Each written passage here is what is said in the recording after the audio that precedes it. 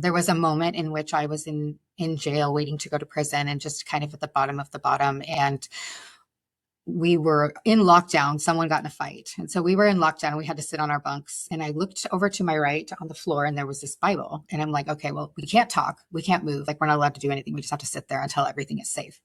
And so I pick up the Bible, of course, to start reading it. And I start reading it. And I have this realization, like, um, panic almost as I'm reading it. I'm like, I am on the wrong side of the story, right? I am the person in this story that is causing the pain and causing, all of the things that Jesus teaches. I'm doing the opposite.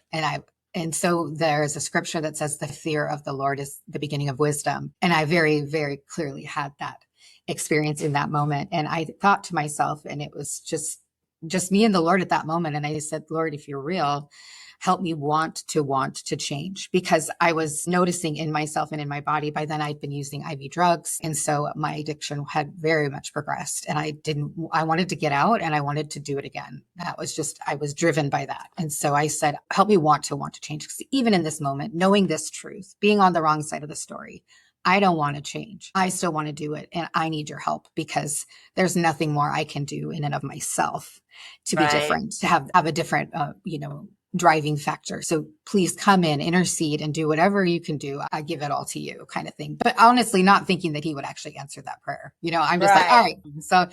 So, moving on and going back to the daily life of what it was at that time. And so all that to say, that was a very pivotal moment. It wasn't as though the heavens opened and anything instantaneous, but the God orders our steps, right? So the direction that I went. And at that moment, I didn't have a lot of choice because I'm incarcerated. But Yeah.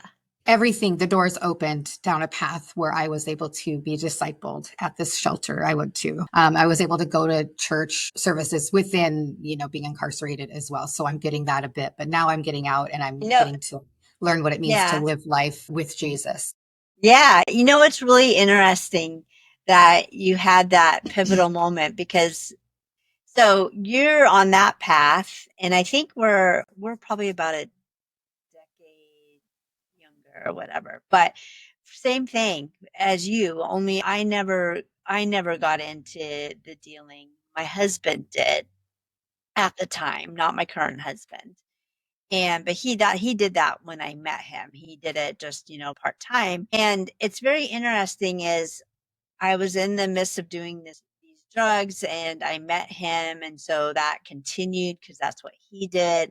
And I had this dream, and it was like I was living the dream and I was seeing the dream at the same time. So I was like in two modes or whatever. And it was me walking down this dark tunnel,